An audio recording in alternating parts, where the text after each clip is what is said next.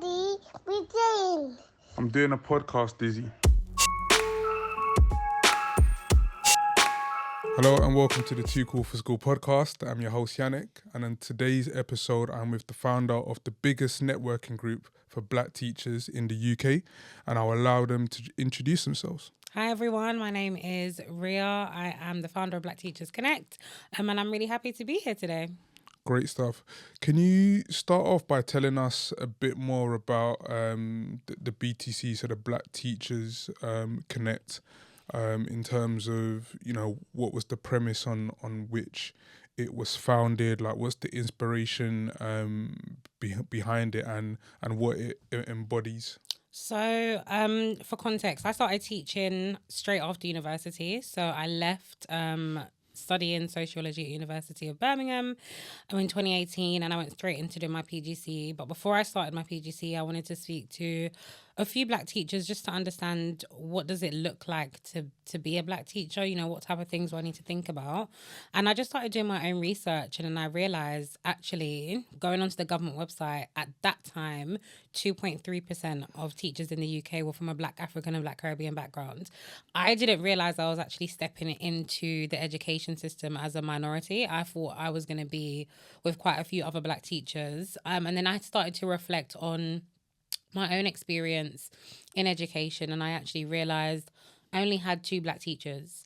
And then it dawned on me, we are really actually a minority. So I started doing a lot of research, and then I thought to myself, if this is how I feel stepping into the system, how do other black teachers feel?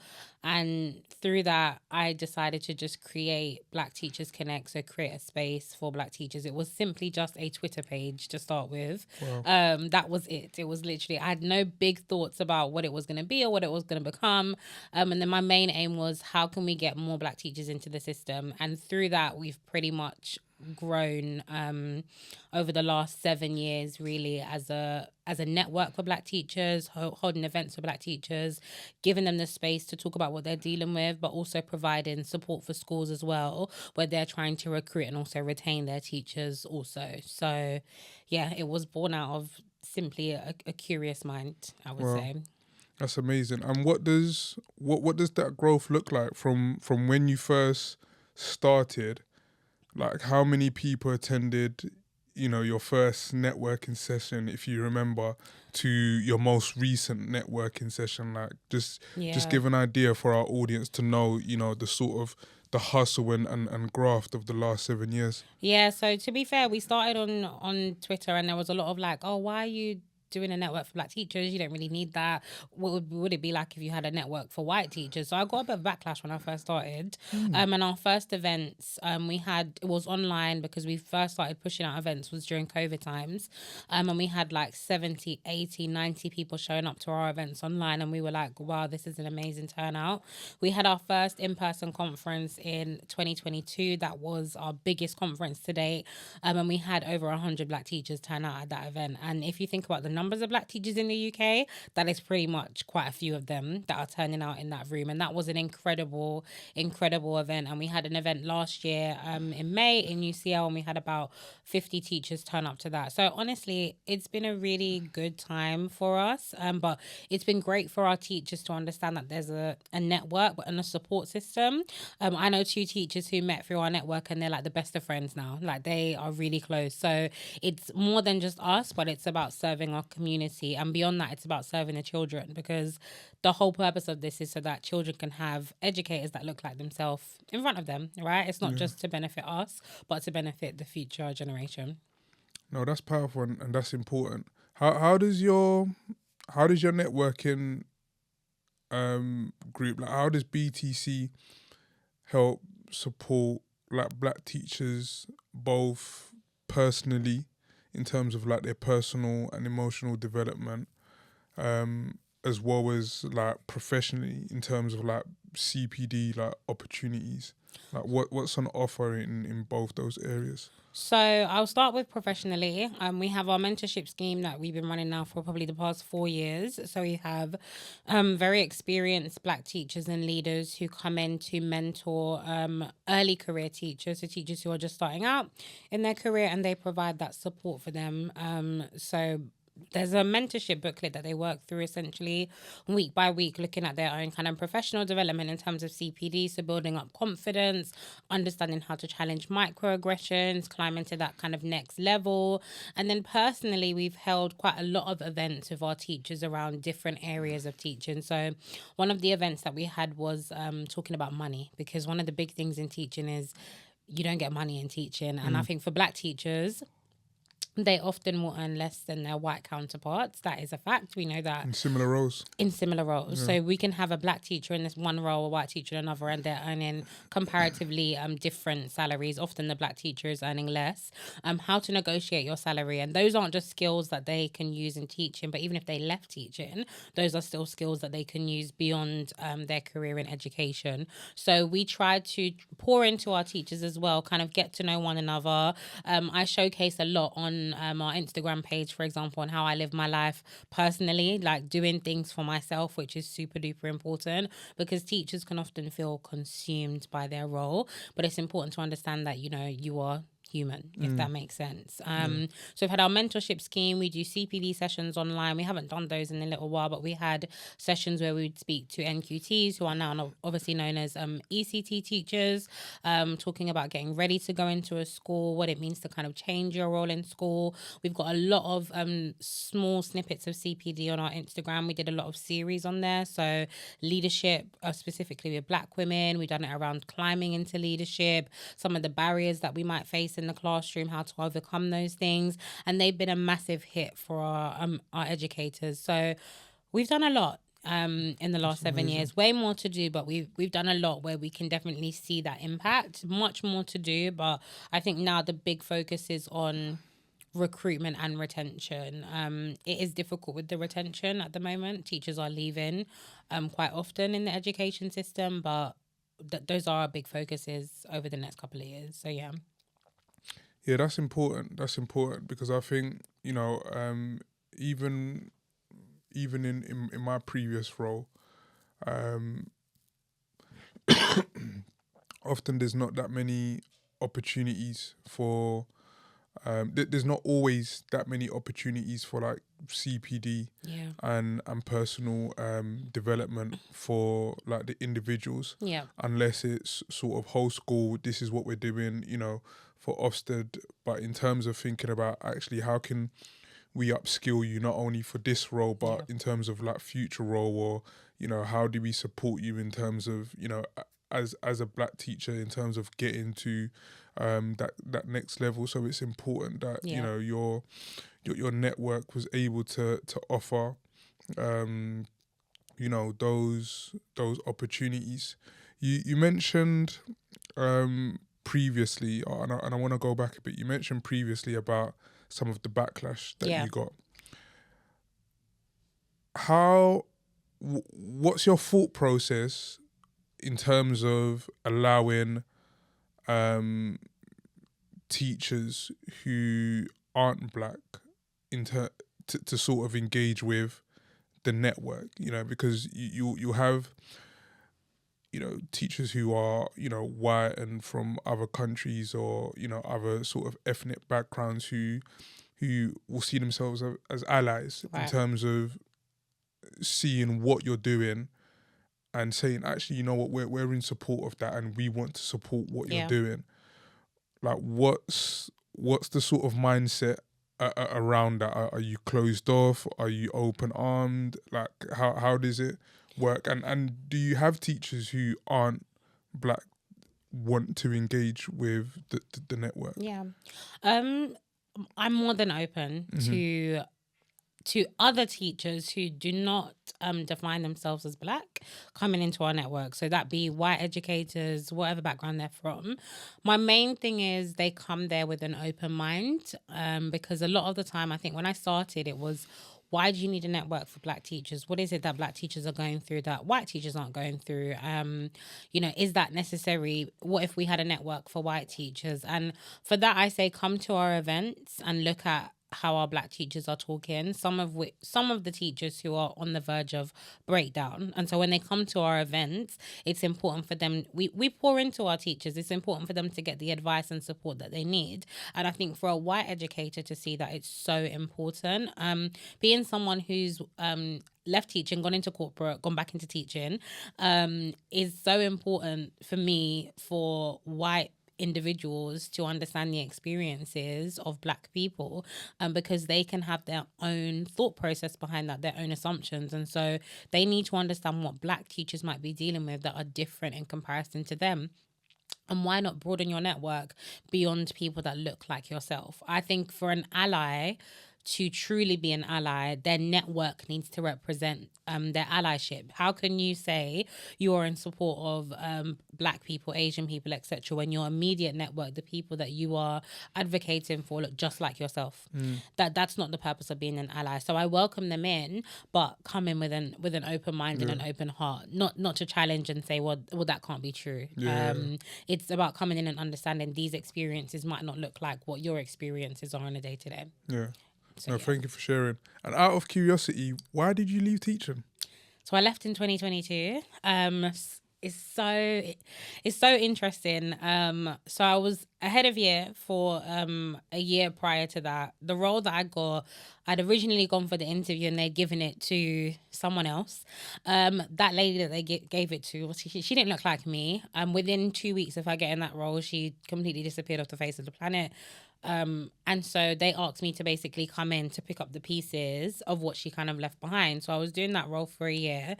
And shout out to all my pastoral people. But I think being ahead of year basically almost broke me as a teacher. As a pastoral in the school, dealing with, I was year 12, by the way. I was dealing with a whole host of issues. And I think coming off the back of COVID, it was a year after, in 2021 to 2022, I think it was just, I was dealing with so much from so many different students that I just think towards the end of the year, I had to do some reflection and actually say I need to take some time out. I was going through a few things personally as well with my health, and I just thought, you know what, I need a break from teaching. And one of my friends, he reached out to me and was like, I can get you a job in this change management consulting firm that I'm working in.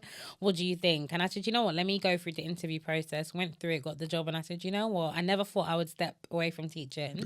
And I went into corporate.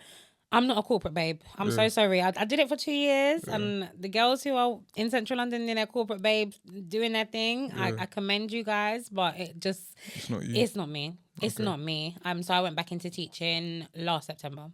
Okay. So yeah. So then you went back as opposed to trying something else because like you feel like teaching is like your calling. That's my purpose.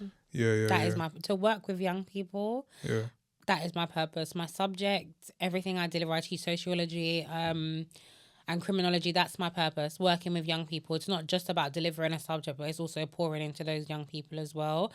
And we are so important for them to see us in the positions that we're in.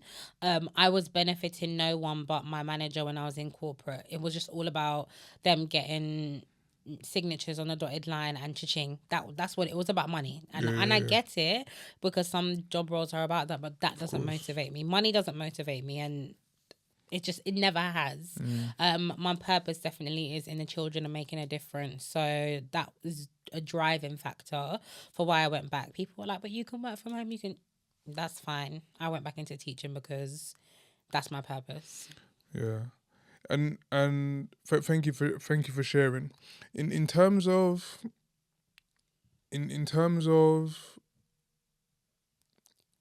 supporting and guiding the black teachers who come to your network to sort of, you know, understand how to navigate an education system that is, you know, predominantly dominated by like a white hierarchy. Like, how do you support the network in terms of dealing with things like racism, biases, like micro aggression, in a way that means that your network and the environment that you're creating at BTC is effective and it's not just an emotional dumping ground Right. for everyone to just come and, sort of offload? Like, how do you do it in a way that you're saying, okay, we're here to support, we're here to guide and strengthen you, so that when you go back to your places of, work, that you're able to deal with these challenges a bit better? Yeah, so it's that kind of productive side. So rather than just going off to work and having a go at everyone, it's how can you see or make a difference? If I'm honest, on the platform itself, we do a lot of education around dealing with microaggressions. So we do that and talk to our teachers around that. But we operate more on open door policies. So we are very much a safe space. We have teachers who reach out to us personally to book a meeting with us because they may have dealt with a racist incident at their school. They may have dealt with some microaggressions. They may even be facing some type of disciplinary because something may have happened. And so we don't bring that often to the forefront or to the limelight. Many people that watch this probably won't know that teachers do reach out to us personally on a case-to-case basis to discuss that with us. And so what we'll do is we take those cases individually and we'll speak through with that teacher and come up with an action plan kind of moving forward, and we'll work with them through that in terms of what that looks like. And I think for our teachers, it's about being proactive. So if you experience something in your school, it's not necessarily about coming online to slander your school, but how can we look at some proactive ways to make your school get to a better place? So do they need diversity training? Do they need someone to come in and speak to them? Be it within the network, is it some type of twilight session, a CPD session? Because many schools are open to that. We've had a lot of schools reach out to us. Many of them aren't ready to make that investment though. That's a big thing that you see at the moment. So our teachers can reach out to us directly and we'll deal with them on a case-to-case basis. But the main thing for us has always been retention. So it's not about our teachers throwing up and being like, listen, you guys are racist, I'm out of here. It's more about, okay, how can we tackle this head on to make a difference for the other Black teachers who are coming through the door? Because if we just stay silent and do nothing about it, people are going to keep experiencing those things over and over again. It's like, for example, we had a teacher who experienced a really bad time on their initial teacher training. And we managed to do some work with a mentor and with the training program itself, which kind of helps for other Black teachers who come into that system to support them. So it's a case-by-case basis, but our main focus has always been retention. And with that, it means tackling things effectively, because there's ways to do things and it can be difficult. That's the thing, though. It's never going to be perfect, and we're not going to be at perfection overnight. So sometimes it is about pushing through those hard times. Because it's never going to be a quick fix. Yeah. And what's some of the biggest challenges that you're finding, like, Black teachers are sort of coming to you about, whether it's, when you're doing like online sessions or sort of at the conferences, or even if it's things that you're getting via emails? Like, what's some of the key things that's coming up? So taking Black teachers out, teaching itself is a very difficult profession. I just want to put that out there. I think people have a really bad misconception. Even my own family have a bad misconception. They think, oh my goodness, you get 2 weeks off here, 2 weeks. That's what they talk about, the holidays, everyone talks about holidays, and they say, teachers have so much holidays, so therefore they should be fine. Teaching is so overwhelming in and of itself as a profession. If I give you context, I teach mainly Key Stage 4 and 5. I teach sociology. All of those essays are 30 marks. And so I've got 24 students in year 12. I've got 15 students in year 13. If I tell you how long it takes to mark one 30-mark question, I'm sitting down for a very long time. Many teachers get in before their start time, so we're talking between 7 and 8 a.m. Some aren't leaving until 5, 6 p.m. at night, and even that, they're still taking work home. If we're talking about Black teachers specifically, the things that they have on top of them are often the assumption that they should be dealing with particular behaviours, particular groups. Black teachers are often very much pushed into pastoral. I'm not saying that's a bad thing or a good thing, but there's an element of that comes with an additional workload, especially when you're in pastoral, but you're also still teaching on top of that. So if you are still teaching a timetable on top of being ahead of year, that expectation is ridiculous, as well as being either ahead of department. On top of that, one of the biggest barriers we're seeing is blockers to progression. So climbing up to leadership or middle leadership, senior leadership, dealing with microaggressions. And these can be very subtle, covert microaggressions, things that people may say to a black teacher that often won't necessarily get a massive reaction, but it can slowly but surely chip away at confidence. It can chip away at who you believe you are. And then sometimes it's outright over racism, especially for our black teachers who aren't teaching in a hub like London. They're teaching outside of London. They're in the UK, but they're the only black teacher in a school. They're dealing with microaggressions daily. So that's one of the biggest things we're seeing at the moment. But workload, racism, assumptions around role, capability is a big, massive thing. So I've met a lot of black teachers who have been put on a support plan as well for no good reason. A support plan is essentially when you've had maybe a few observations and they don't feel like you're meeting the teaching standards, and so they put you on this plan to That's crazy. essentially say that you need support. But a support plan, if I'm being honest with you, is a red flag because it's a way to basically start pushing you out of a school. And we've had a lot of black teachers who have been put on support plans. I mean, people don't talk about that a lot, but it's something that I didn't happens. even know that was. Yeah, I didn't even know that was a thing. It does I would feel. exist. Imagine being put on a support plan. Yeah.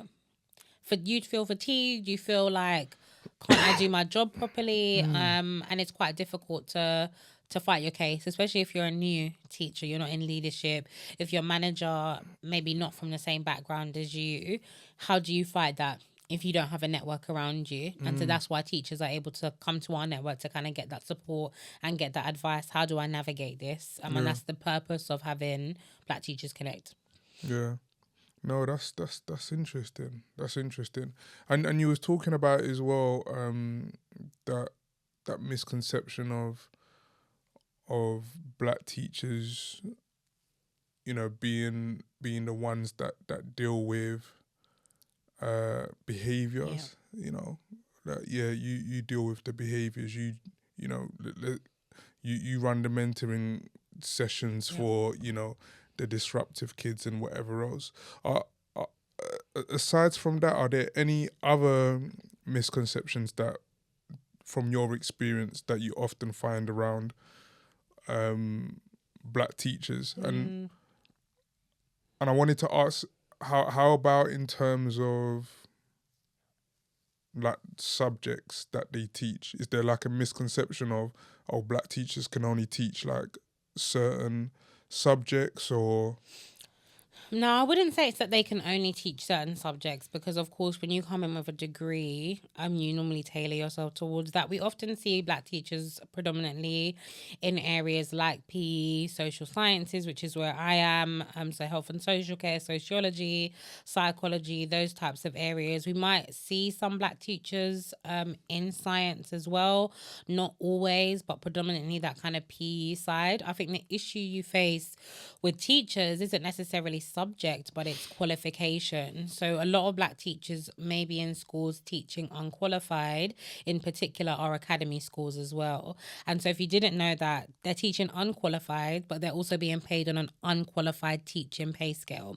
And schools are not encouraging them nor willing to pay for them to get their qualifications done. So a teacher might have a degree, so let's say a BA or a BSc, and they don't have a PGCE, so actual teaching qualification, but academy schools are able to hire them unqualified and teach them and pay them on the unqualified teaching pay scale, which is significantly lower than a main pay scale that teachers in the UK earn. And that's something that we see quite a bit with our black teachers. I didn't even know you can teach unqualified. You can teach unqualified. Academy schools are allowed to. If you are like a state school, so like local council, like you can't do that unless it's changed. But academy schools, so we're talking our Harris's, our Oasis academies, academy trusts, so like multi-academy trusts, they can hire unqualified teachers. Do you know what? Do you know why this is making sense? Because I swear to you, and I will not name the schools, I've done observations in schools where I've gone to see students, and I'm in the classroom listening to the teachers teach. And you know when you leave the observation, and the concern is not even the child that you've Right. gone to observe, Mm-hmm. but it's the lesson and it's the teacher, to the point where I'm saying to my colleagues, like, where have they got this Yeah. member of staff from? Like, there is no way you're, you know, like, you've done your teacher training and whatever, and this is like the quality of staff. But then again, you know, it's an academy. They can hire unqualified, and you know, schools are on the brink of being finished, basically. Yeah. And so there's such a lack of teachers that they are hiring anyone and anybody, but they are also not willing to pour into those teachers. So even if you hire unqualified teachers, the real main aim should be at some point to get these teachers qualified, right? Yeah, upskill them, train them. And that costs some money, but schools should be willing to make that investment, especially where you're saving money through paying them on an unqualified teacher pay scale. That's significantly lower. What? How significant are we talking about? It has to be within the 20s. That's crazy. Yeah, has to be within the 20s, working up to the 30s. I don't think it goes beyond that, though. I don't think it goes beyond that. It is significantly low. So, but then I guess, like, how difficult is it to get like a PGC and do like the training? Like, So there are multiple routes. You can do assessment only routes, which is where you just kind of produce like a folder of evidence. So like your observations, things that you've been doing in school, like CPD, etc., to kind of show that you've met the teaching standards. There are PGCE routes that I think teachers can go in whilst on the job. I'm not too sure what that looks like. It could be like Skitter, for example, but it's available for teachers to do. But if we're talking about schools operate on a business model, and so if we're being honest, if I'm able to get more and pay less, I'm going to do that. That is what schools are going to do, unfortunately. Of course, yeah. But black teachers need to be able to understand, okay, I'm on an unqualified teaching pay scale. I don't need to be here forever. And I need to negotiate with my school, you know, are you going to pay for me to do my assessment only route or my whatever that's going to look like, because they need to make an investment into you. When we had our conference a few years ago, I did a keynote, and the one thing I said to all the teachers was, it's not about what you give to a school. What can a school also give to you? What investment can you pour back into me? Stop going into your school thinking that you need to be dragging your heels, doing everything for the kids, doing everything for your department. What are you doing for me? I want to go on this CPD. It costs £400. Can you pay for it? Yeah. If I'm being honest, I'm probably one of the biggest and boldest. I ask for things like that. If I need something, I need it. Okay, my printing budget, I need money to print. Yeah. I need things. People will be like, oh, but there's no money. You need to ask. Closed mouths don't get fed. And I feel like that's the same in a teaching perspective. You need to ask. If you don't ask, you won't get. So if you need CPD, if you need to get your teaching qualification, you need to ask, because the school's not going to say to you, oh, do you want to get qualified? Because that means they're going to have to pay you more. So unfortunately, we have to kind of use our voices to get what we want. Yeah. 100%. 100%. Yeah, you need to ask, because I know, like, even when I was doing like my head of year, I know people that were doing like various trainings, like not behind closed doors. It wasn't really, you know, in secret, but you know, the school would pay for it, and you know, they had budgets, and that's one of the things that I'm thankful for, because my school actually paid for my masters. Wow. Yeah, they actually paid for me to do my masters in psychology. It's amazing. So you know, I'm very thankful to them for that. Even in my current role, I'm always asking my manager, oh, I want to do this, like, here's the budget, Yeah. just find out how it can link to your role, because they're seeing it as like, I'm not only upskilling myself, but this will help me, you know, bring, you know, whatever sort of skill set to the team as well. So 100%, you know, that's important. I wanted to ask as well, you know, you spoke briefly about the importance of like representation. Why do you think it's important for black teachers to be seen within the school environment, not only for the students, but for the adults as well, for the adult members of staff as well, walking into a school and seeing, another black member of staff, like what's the importance of that? So both for the students and both for staff.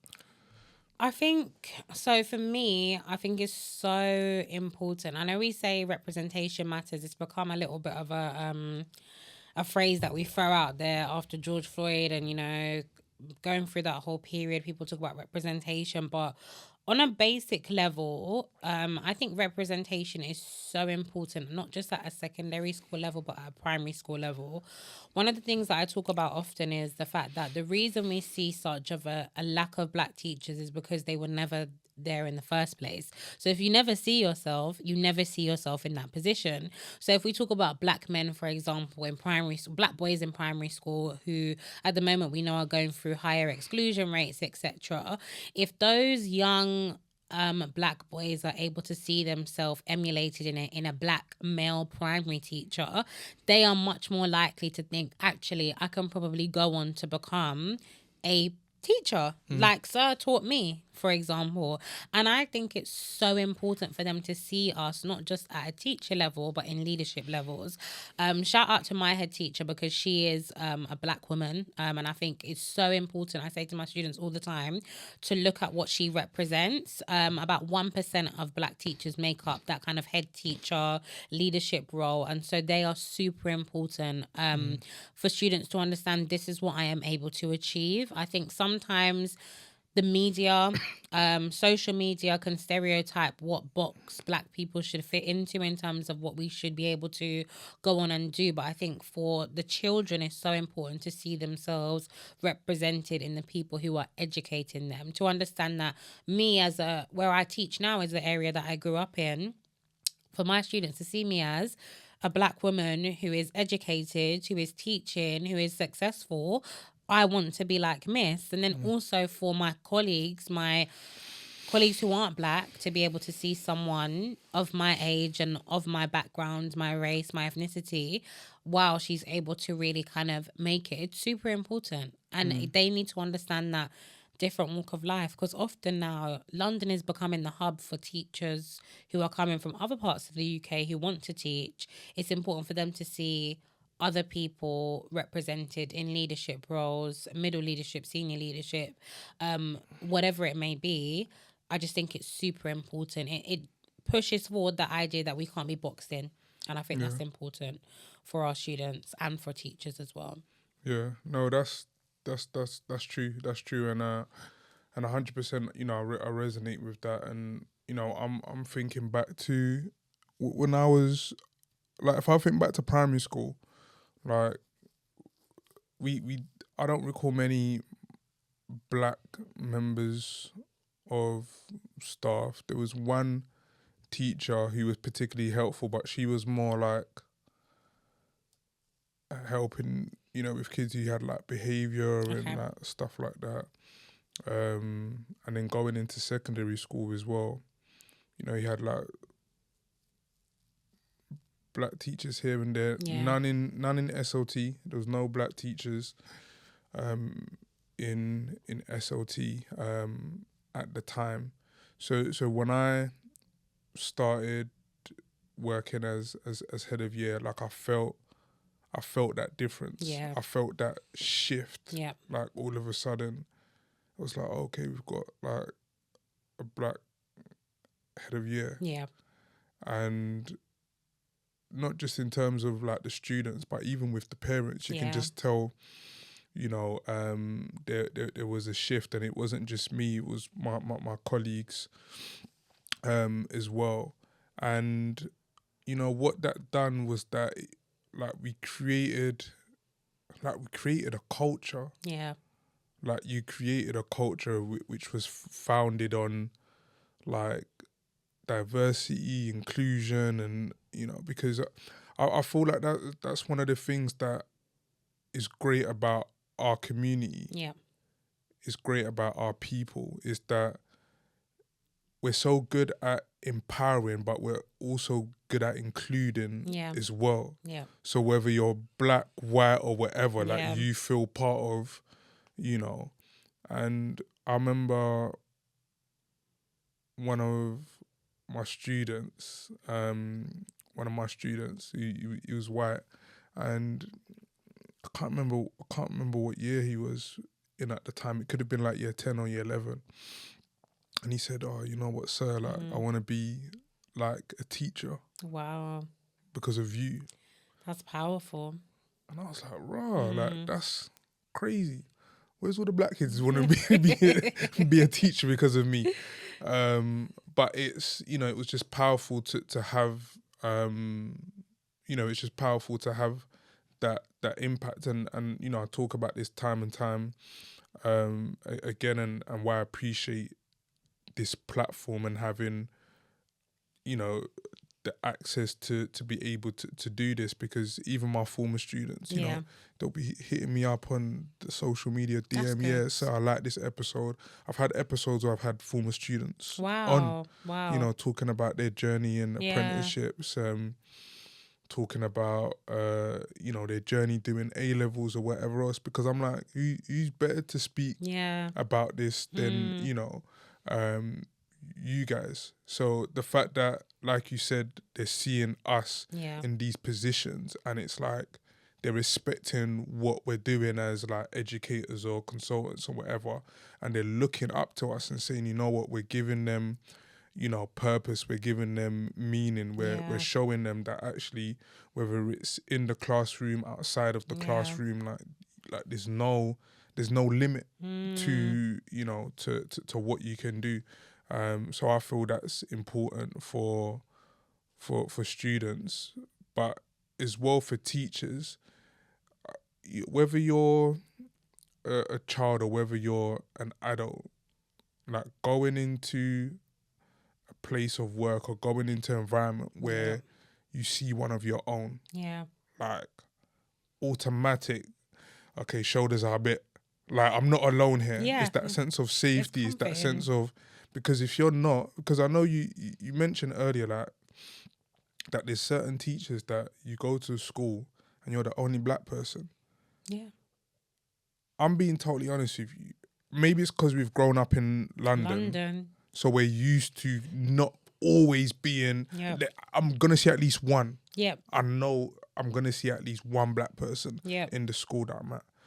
But to be the only black person, I don't even think I'll last a term in that school, man. In London, we take it for granted, because London is where predominantly most black teachers are. We're predominantly spread throughout London schools. But as you start to edge out of London, there are some schools with no black teachers, of course, in the UK. That is one thing that is an issue. But where I've spoken to teachers before who have booked in meetings with us and they're the only black teacher, they've been on the brink of like, I can't do this. Like, this is too much. And that's get out. Basically, it can feel like that. It's very, but sometimes I think white teachers, white senior leaders take for granted what that experience must be like. And so every time I do some type of, if I'm doing a conference, if I'm doing some type of CPD with a school, I'd worked with some schools in Somerset last year in September, and I said, just flip it around, because I was the only black person in the room at the time, basically. There was one other lady, but she pretty much left after the first couple of hours. And I said, flip it around. If you guys were the only white, like, if you were the one white person in the room and everyone else was black, how would you feel? Would you be able to find yourself? Often, white people can take for granted that they can walk into a room and often find someone that looks like themselves. For black people, we can't always bet on that. I can't go somewhere and be sure that I'm going to see someone like myself, but they can, and there's comfort within that. And so for our teachers who are going into schools every day as the only black teacher, and sometimes the only black person, it might be predominantly white children in that school, or whatever part of the UK that they're in. I've worked with schools who have had the first black child come to their school, schools that are in Devon, wherever they are, that they've never had black children in their school before, and then they have the first black child that comes, and the children don't know how to react, and the school doesn't know what to do. They don't know how to deal with it and how to support that child. So there are bigger factors than just in London, where you've got like a bit of a support system. You can just imagine how much more amplified those issues are outside of London and in other parts of the UK. Yeah, and I think for me, this is this has been like an area that I'm really sort of learning more about in terms of what does education look like Yeah. outside of London. Because I've grown up in this bubble of London. Things are a certain way, experiences Yeah. are a certain way, and sometimes I feel that that's just a microcosm of the wider education experience. For black teachers, but that's not always Yeah. the case. So hearing like examples like that is really telling. You spoke earlier about your head teacher and having a black head teacher and highlighted the importance of black teachers in senior leadership positions. I think one of the things that I I struggled with in my previous role was breaking that ceiling into senior leadership position. Like how do we sort of get to that next level? And there's so many teachers who will have the same experiences Yeah. in terms of like how do I break into SOT or how do I break into being a head of department and whatever else. Like what do you think schools can do to support black teachers to really push them into those senior leadership type of roles? So to the teachers, the first thing I'd say is your school needs to know that you're interested in moving into senior leadership. You can't expect them to push you into that if they have no idea that you want to actually go into senior leadership, because some people, being a classroom teacher is exactly where they want to be. Being in middle leadership is where they want to be, but some people want to climb further. I think for schools, there are kind of three main things that I always talk about. Have you actually looked at your current SLT? And do your current SLT represent your students? And I'm not just talking about in terms of race, I'm talking about in terms of gender, sexuality, whatever that looks like. Does it represent your students itself? And I think for me, there's work to be done in schools around what are we offering to our staff to be able to climb to that next level, because often it can feel like senior leadership is that shut door, right? Like no one's getting to that level unless one of them leaves, basically. Unless one of them leaves or something happens, no one's breaking into that SLT, because you've got schools where people stay for years. And so I think schools need to look at what are we doing to bridge that gap and prepare our teachers to go into senior leadership. And it doesn't necessarily mean going into senior leadership at that school. It could mean they're going to another school to take up a senior leadership role. I think sometimes that's the assumption with schools, that we can't prepare them to be senior leaders because they're not going to be senior leaders here. They could go somewhere else and get a new job as an assistant head teacher, as a deputy head teacher. It doesn't have to be in that school specifically. And I think what are some of the gaps that are existing at the moment in your school, and where can you draw on people's strengths? Because obviously in senior leadership, you're often aligned to a particular like specialism. So is it behavior that you're interested in? Is it teaching and learning? What is the area that you kind of want to go into, and where are there gaps with that in the school? I think schools should also be open to offering mentoring and shadowing. Senior leadership shouldn't be like this cut off space where people don't have access to. What does it look like? What does a senior leadership meeting look like? What do you do? What does a strategy meeting look like with the senior leaders? What does a day-to-day look like of a senior leader? Why does that information have to be so hidden? Because the assumption is if a senior leader isn't teaching, the assumption is they're just sitting around all day. Because I know that's what teachers feel like. Like once you get to the top, you're doing less. But it's not that really. And I think that's the kind of key skills that teachers need to be exposed to and need to understand more before we just climb into it. Because I think I love that black people are so motivated, and it's like, I want to push myself and go into leadership. But we do need to know what type of role we're stepping into. That's why I always say to people, take time with your career progression, because the quicker you climb, the easier it is to fall, because it's very easy to get burnt out very, very quickly. So it's good to know what are you actually stepping into and what does that look like. And where schools are struggling to get their black teachers ready for senior leadership, seek advice and support. It is there, but you have to be willing to make the investment. Yeah, no, that's important. That's important, definitely. And I want to talk. You mentioned the word burnout, and I wanted to talk about the sort of emotional, the sort of emotional impact of the teaching like profession as well. Um, because like I already know, like hands down, I don't think there's ever been a role that I've done in my life that has got me, you know, as stressed, as I've been or as I was when I was Yeah. working, in a school. Like it's amazing as well. Like like working in a school is amazing. Like those kids, like just everything about Yeah. it is amazing. But it also has its stresses, and sometimes dealing with those stresses Yeah. is difficult, and schools don't always get it right in terms of how do we support not only Yeah. black teachers but teachers in general in terms of their well-being. And I remember the first episode I ever did. I had two friends who had left teaching, and one of the questions that I asked them around like their well-being was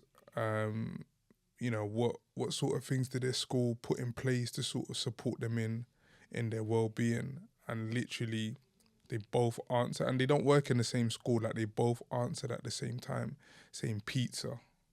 And I was just like, yeah, that's school 101.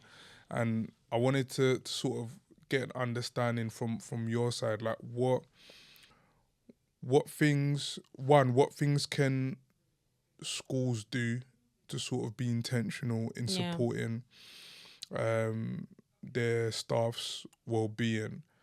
And when teachers come to like your networking groups, or they get in touch with you sort of one to one, and burnout is one of the things that they're talking about, what sort of things do you maybe mention to them that they can do as individuals? So it's sort of twofold. Like, what's a good whole school approach to sort of managing well-being, and what advice do you maybe give to teachers on a one-to-one who are experiencing burnout? I think well-being is it's really important and it's pivotal to a school. And I think the schools who do it right, you can see it being done correctly. And so for me, it's seeing your teachers as human first and foremost, with emotions, with stresses of everyday life, not just in school. I know a lot of schools talk about pizza, end of term, we're going to order staff pizza, pizza, pizza. We're going to order in this, order in that.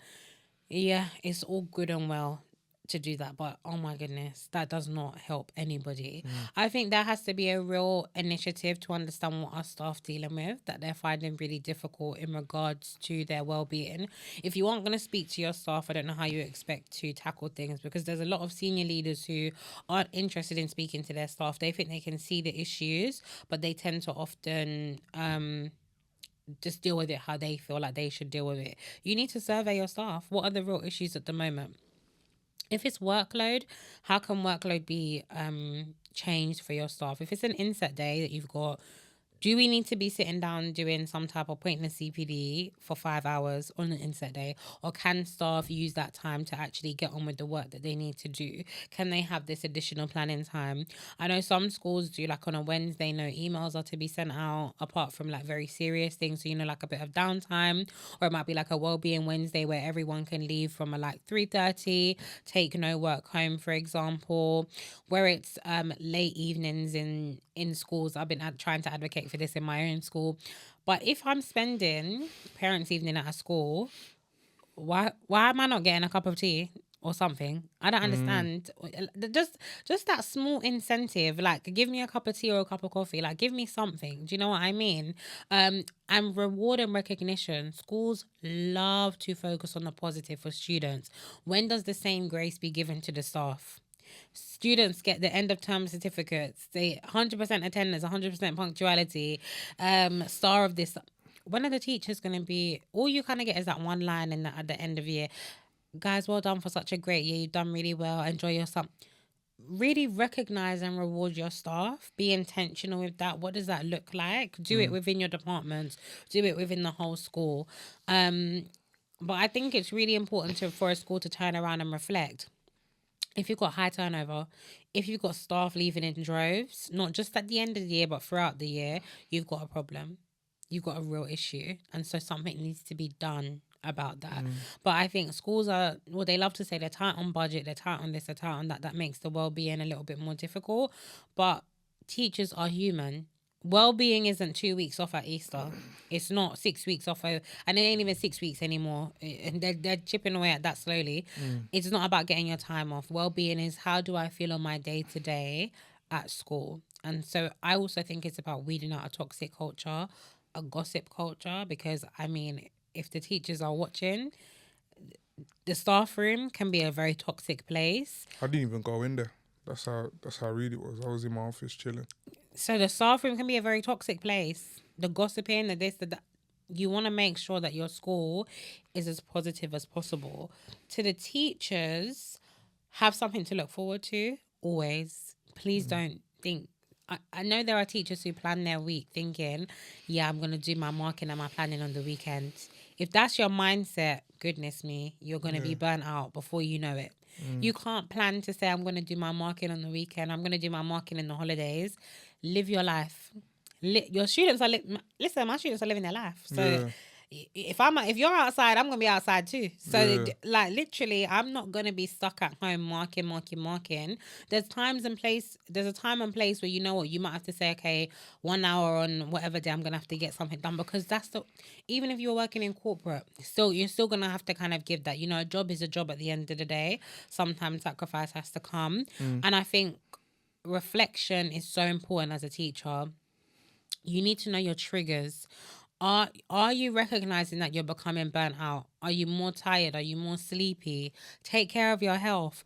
Go to the gym. My colleagues think I'm crazy because I wake up at about 4:50, get ready, I go to the gym, get ready, go to work, and I do it after. But that's my thing. Have your thing that you want to focus on. Don't sacrifice and not go to the gym, not do your thing. Like, do your thing. And take care of yourself. And if you feel like something's not right, go to the doctor, check yourself, get a blood test, do those things. Like, pour into yourself, not just into your students. You can't pour from an empty cup. That's what I always say. Be the best of yourself. So know your triggers, recognize when you're feeling burnt out, do something about it. You don't want to have to go to the extremes of getting signed off and all of those things. So you want to be proactive. You don't want to get to that last resort now where it's like, okay, I can't even carry on. Yeah. So it's just important to do that work, essentially. No, that's important. That's important. And I wanted to know as well, we've been speaking about obviously retention and that being a big issue, and you know, teachers are leaving in the drones, but similarly there are also teachers who are, you know, coming into the profession as well. So for any you know, up and coming, you know, teachers, black educators who are coming into the profession, what advice would you give to them? You know, you've been in education for some time now. So if there's any advice that you can share with them, or any words of wisdom that you feel would, you know, sort of help them establish themselves and settle into the role, like, what would that be? First and foremost, I know it's cliche, but know your why, because people look for teaching as I finished my degree, I'm not sure what I want to go into, let me go into teaching. You have to know your why. It's not something people can come into it without any motivation, but you won't last long. So you need to know your why. Why are you doing this role? Like, what is it for? Like, what do you want to get out of it? I think secondly, speak to as many people as possible, do as much research as possible, if that's about teaching, the day-to-day, what it looks like, experiences, etc. And I think a big thing at the moment, I've seen it on social media, people kind of being very negative about teaching, I would say block out the noise. Block out the noise. Like, you can love this job. Like, you can love it. I don't care what anyone wants to say. Like, I don't care what any teacher wants to say who hates their job. You can love this job. Like, you can really enjoy this role. And I think if you're coming into this, that's the first step. But block out the noise. Be it family telling you, why are you going into teaching? You could do something else. Teaching is stressful. Just block out the noise. Do it for what you want to do it for. And just, I would say, take your time throughout your PGC, whatever route you're taking into teaching, and be a sponge. Soak up all the information possible. Really take time to learn. Take time to work on your craft. The best leaders are the best teachers. That's what I see. That's what I always say. If you weren't a great teacher, but then you become a leader, I don't even think you can set expectations for teachers. But you need to focus on that craft first. So being the best teacher you can. So I know the PGC can be really long. I've got a mentee at the moment who I'm mentoring. She's in our department in sociology with me. She's absolutely amazing, but it's about really working on that craft. So I know writing lesson plans, doing lesson objectives, doing all of these things, but you want it to become second nature. And so that's really, really important. Work on your craft. I've had trainee teachers who have been worried about, how do I manage behavior? How do I do this? You will learn that as you go. But also, if you're looking at going into teaching, please find the right route for yourself. Teach First is a route where you kind of pretty much kind of do 6 weeks and you're in the classroom and you're on a full-time table. That might not work for you. I did a PGC, so I did a time in uni, time on a placement, time back in uni, second placement, and then back to uni. That really worked for me. So I think explore all the routes into teaching possible and find the right one for you, because not every single route will work for every single person. Yeah. No, that's very helpful. Thank you for sharing. And as we finish off, I just wanted to know, like, what's the plans for, BTC, like, moving forward? Like, do you have any sort of exciting projects? What does the future look like for you? So this year, people have more to look forward to in terms of not necessarily just CPD, but just getting to know one another. So like more relaxed events in the times that we can. So I don't want to call them teacher link-ups, but they're going to be a time for you to actually just really get to know one another outside of talking about your everyday in teaching, but just talking about yourself. And we are working more and more with schools and with leaders. So that's been a big kind of positioning for us. So traveling to other schools that aren't necessarily in London and actually speaking to the leaders, the teachers, and giving them as much support as possible. We're doing a lot. And, we're pushing forward. Definitely 7 years in, but we've definitely got many years to go. So yeah, looking forward to it. That's great stuff. That's great. So thank you again for joining us on this episode. Again, just wanted to give you your flowers for all the amazing work that you're doing for our community and for the teachers as well. And it's great to hear the exciting things that you've got coming up this year and moving forward. So thank you once again. And this has been the Too Cool for School podcast. If you enjoyed this episode, please follow us on our social media and subscribe to our YouTube page. Thank you.